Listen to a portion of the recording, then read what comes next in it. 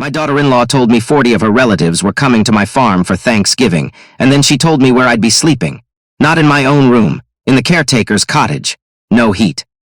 Space heaters only, because Vanessa's father needed my bed for his back. I was standing in my kitchen, peeling an apple in the house my grandfather built in 1928. 96 acres. 11,000 apple trees. My late wife Ruth had turned a roadside stand into a business that once employed 29 people. And my son Owen sat at the table with his laptop open, saying nothing, while his wife rearranged my house like she owned it. "When were you planning to ask if I wanted 40 guests?" I said. "They're not guests, they're family. Most of them have never met me." She wanted the silver polished. She wanted the family photographs taken down from the dining room, Ruth's photograph, the one from our 30th anniversary, because, in her words, they made the room feel private asterisk. She wanted it to feel welcoming asterisk. I dried my hands and asked a simple question: what time were they arriving? She thought it meant I'd given in. It didn't. 2 days earlier, a courier had delivered a box of linen napkins to my cider house, embroidered with a gold apple tree, and the words Founders Table asterisk. Billed to a company I'd never heard of, Cedar Run Retreats. Delivered to my address. Ordered back in June, 5 months before anyone said a word to me about a resort. Then a banker named Audrey Collins called. She was verifying a source of equity statement listing me as the land contributor to something called the Cedar Hospitality Project. Land valuation, $8.6 million. Did I understand the terms? I told her I hadn't contributed land to anything. Had I signed an option and development authorization dated August 14th?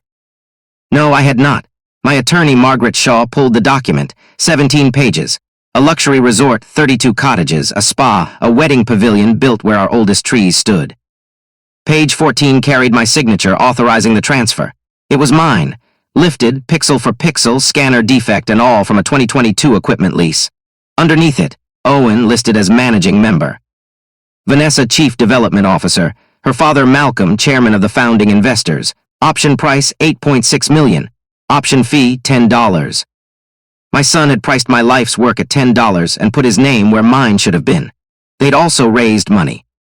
Investor units at $25,000 apiece, sold on the promise that they controlled land they had never owned, using my house, my orchard. And photographs of my wife's rose garden as collateral for other people's trust.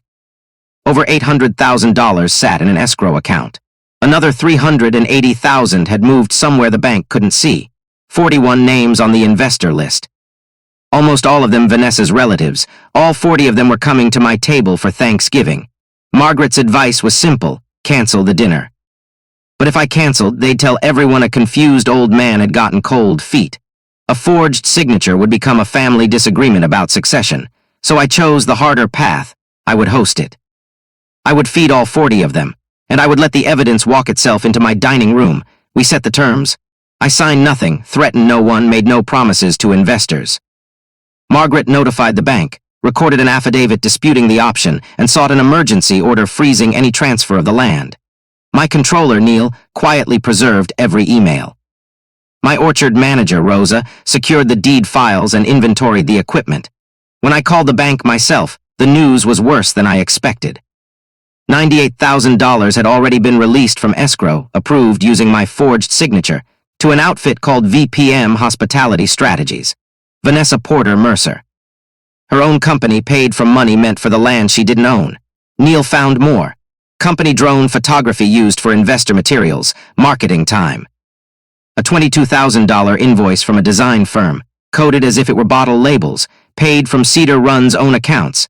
$8,000 of it kicked back to Vanessa as a referral fee. And someone using Owen's login had downloaded my driver's license, 3 years of tax returns, and Ruth's death certificate. That last one told me everything. They were building a closing file. They needed proof I was gone, or as good as gone, to make the ownership chain look complete. Malcolm and Judith arrived first, towing a trailer of wine and presentation folders, 46 of them, stamped with a gold apple tree. "Big day Thursday," Malcolm said, clapping my shoulder like I was staff. That night Vanessa told me the cottage was ready. I told her I'd be sleeping in my own room. "You know Owen is going to own this place eventually," she said. "Not a legal claim. Something colder, my death, spoken of as a delayed transfer date." Wednesday morning I called an emergency board meeting. Margaret sat at the table with conflict disclosures signed. I laid the memorandum in front of Owen. He wouldn't touch it.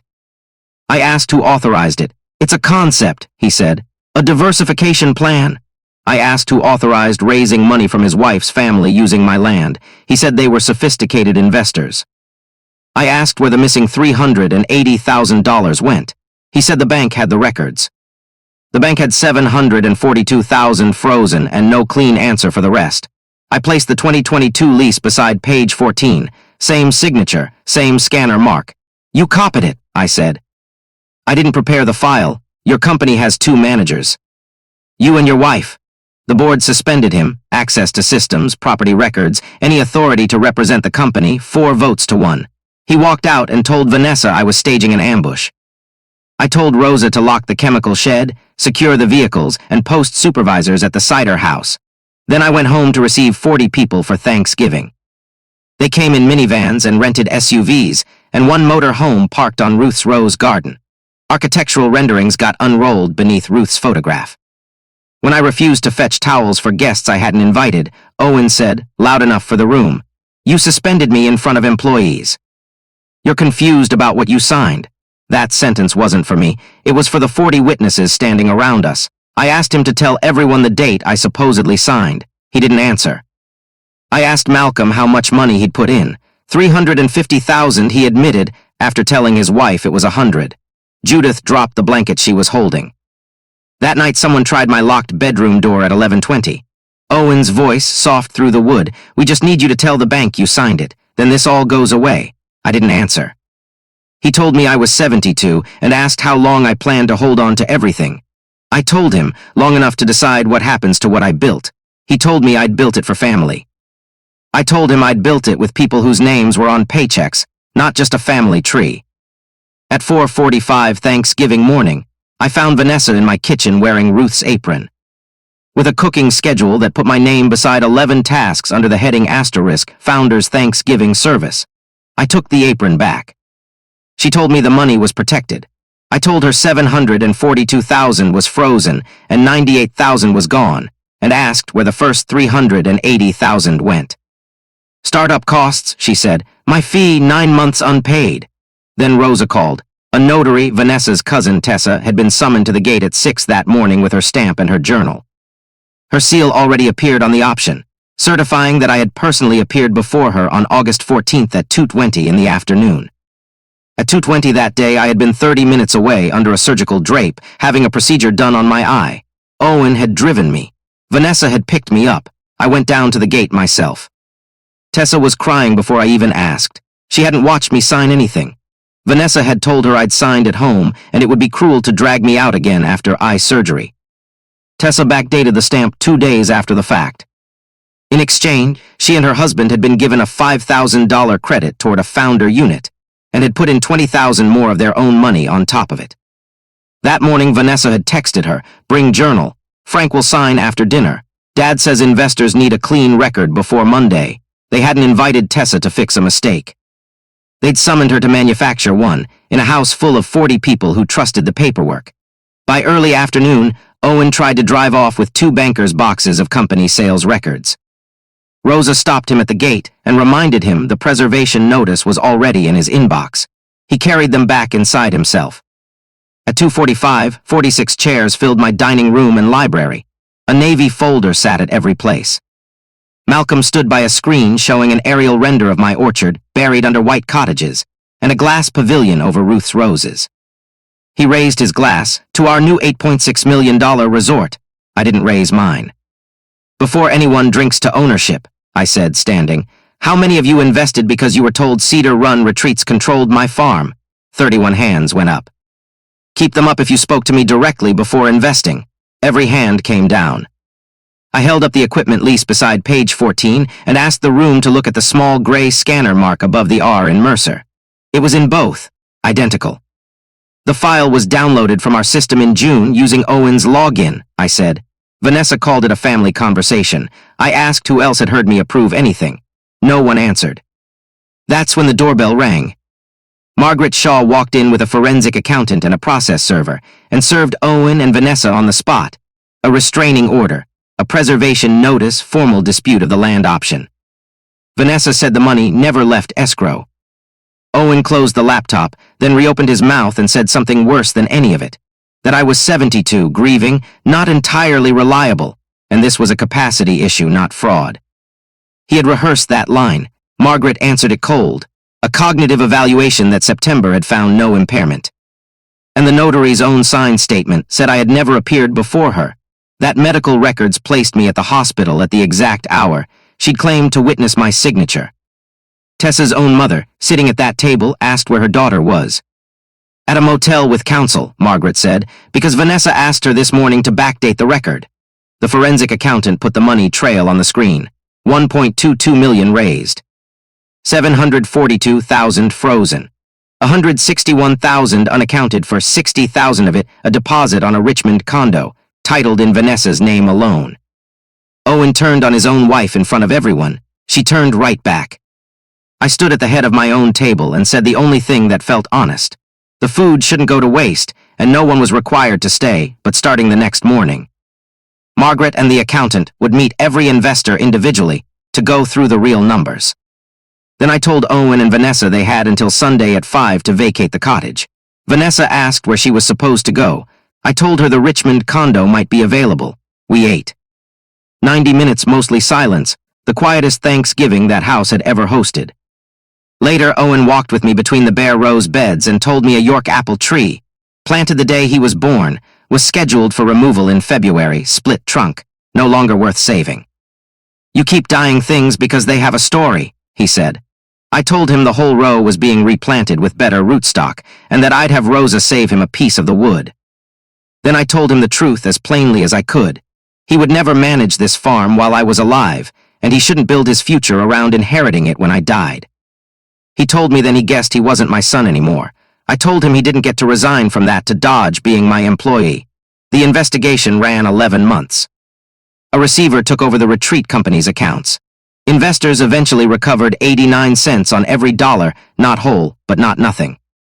Malcolm sold his lake house to help cover the gap, and quietly repaid relatives he'd personally promised were safe.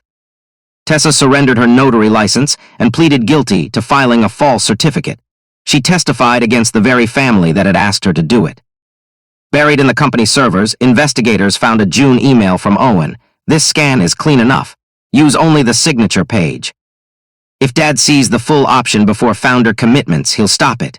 There was no more room for the story that he'd been swept along.